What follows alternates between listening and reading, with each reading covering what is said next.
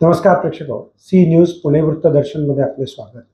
Chemist रत्न जगन्नाथ शिंदे यांच्या 75व्या वाढदिवसानिमित्त 54 वधूवरांचा सामूहिक विवाह पुण्यामध्ये संपन्न झाला.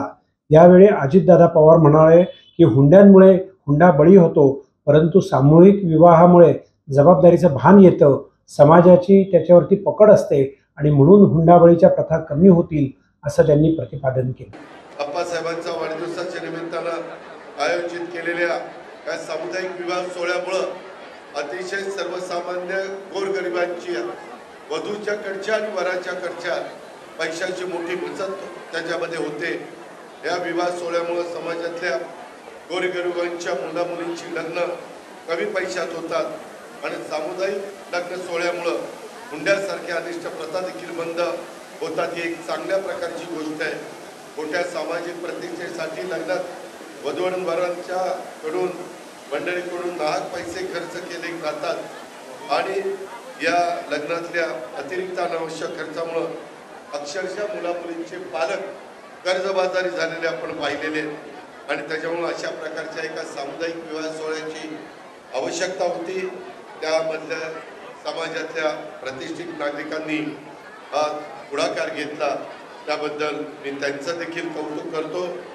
आज या सामुदायिक विवाह सोहळे हे खरं तर एक मानव सेवेचं काम आहे. या माध्यमातून अनिष्ट प्रथा परंपरा याला आपण फाटा दिला पाहिजे. या विवाह सोहळ्याच्या निमित्तानं एकमेकांची आयुष्यगाठ बांधणाऱ्या सर्व नवदाम्पत्यांचं मी पुन्हा एकदा मनापासून अभिनंदन करतो. त्यांना सर्वांना नांदा सौख्य भरे अशा प्रकारचा आशीर्वाद देतो. सर्वांना शुभेच्छा देतो.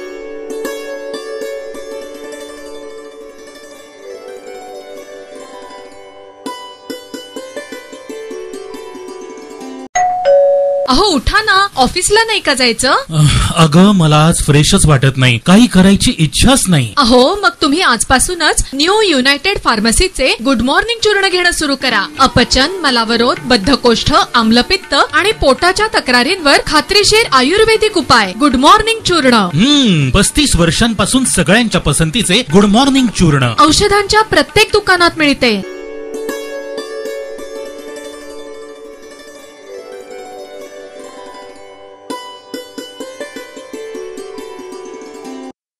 पुणे शहराचे पोलीस आयुक्त अमितेश कुमार यांनी पुण्यातील कॉप्स एक्सलन्स हॉल येथे एक पत्रकार परिषद घेतली.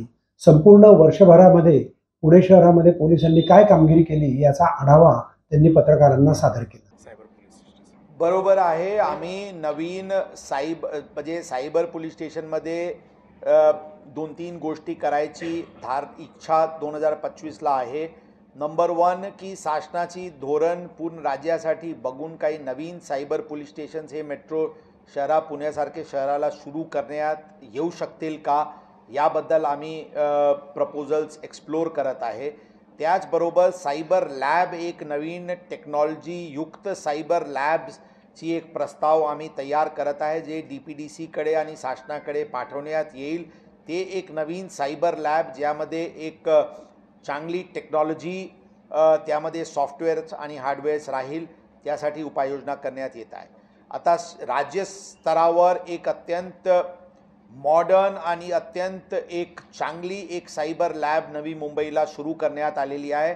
त्या सायबर लॅबची पुणे शहराचे सायबर क्राईम्सला प्रिव्हेंट करण्यासाठी काय वापर करण्यात येईल त्याचे पण उपाययोजना पूर्णपणे प्रस्तावित आहे. आणि त्याचे आमचे पथक, आमचे सायबरचे कॉन्स्टेबल्स आणि अधिकारी त्या दृष्टिकोनातून स्टेट लेवल सायबर ब्रांचसोबत कोऑर्डिनेट करत आहे.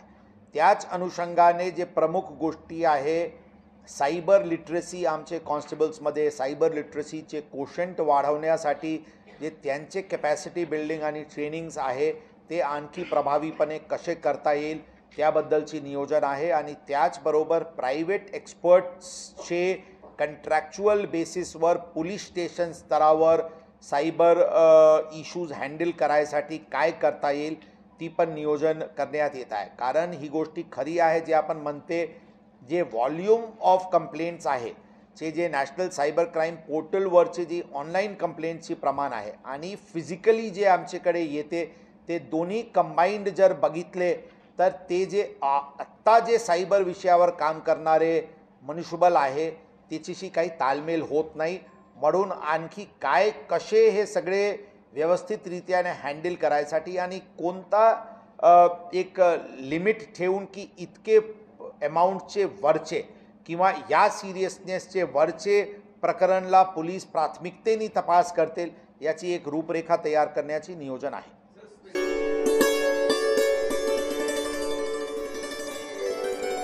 पुण्यातील मानाचा चौथा गणपती श्री तुळशीबाग सार्वजनिक गणेशोत्सव मंडळाचं यंदा 125वे रौप्य महोत्सवी वर्ष आहे.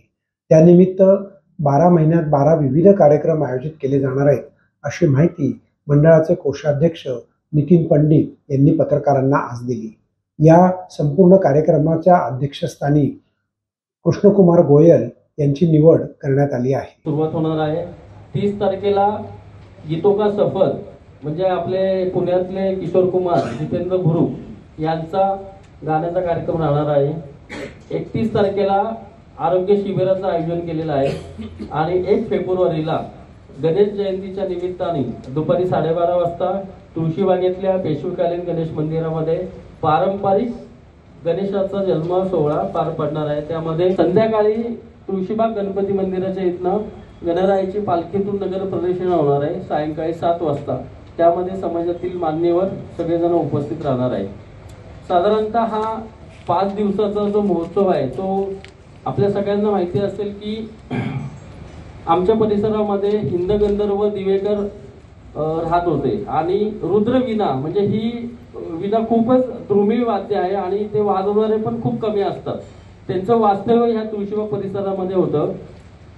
त्याच्यामध्ये पंडित हृदयनाथ मंगेशकरांपासून ते लता दीदींपर्यंत असंख्य गायक त्यांच्याकडे येऊन गेलेले आहेत आणि त्यांच्याकडे ते शिकण्याचा प्रयत्न केले आहेत. असे आमचे हिंदराज देवेकर यांच्या नावाने हिंदगंधर्व उत्सव आपण सुरू करत आहे आणि हा सांस्कृतिक उत्सव हा टिळक स्मारकला जे मी मगाशी उल्लेख केला ते राजेश आहे. कारण आपण पाहतोय की पुणे शहरातल्या आमच्या चितळेची भाकरवाडी आज अमेरिकेत जाती, देसाईंचा आंबा जातो. आमचे काही व्यापारी आहेत की त्यांचं उत्पादन हे राज्यात नव्हे तर देशाबाहेर पण जातं. मग या व्यापाऱ्यांचं केंद्र असून सुद्धा त्या व्यापाऱ्यांना कमी ओळख मिळते. म्हणून आम्ही 125 वर्षानिमित्त 125 व्यापाऱ्यांचं पुण्यातल्या प्रतिष्ठित आणि प्रत्येक क्षेत्रामध्ये काम करणाऱ्या 125 व्यापाऱ्यांचं एक पुस्तक प्रकाशन करणार आहोत आणि 25 मेला व्यापार एकता दिन साजरा केला जातो. त्या दिवशी कुमार गोयल यांना केलंय तर त्यांच्याच अनुषंगाने पुण्यातल्या काही मान्यवरांना आपण त्या समितीमध्ये घेणार आहोत. उद्देश हाच आहे की हा फक्त तुळशीबाग मंडळाचा शतकोत्तर रौप्य महोत्सवी वर्ष नसून पुण्यातील असंख्य व्यापारी त्याच्यामध्ये समाविष्ट होईल. त्यांच्या कल्पना त्यांच्या सूचनानुसार आम्ही पुढच्या कार्यक्रमांचं आयोजन करणार आहोत.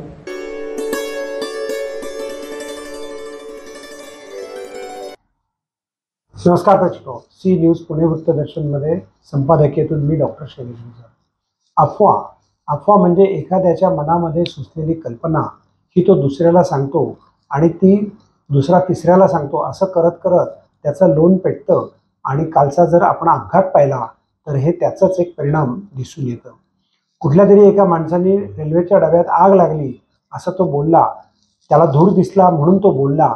हेही जरी सत्य असलं तरी काय बोलावं, काय बोलू नये, कधी बोलावं, कुठे बोलावं याचंही चिन्ह डोक्यामध्ये पक्की पाहिजे. ती व्यक्ती सापडेल नाही सापडेल माहीत नाही, पण लोकांनी उड्या टाकल्या.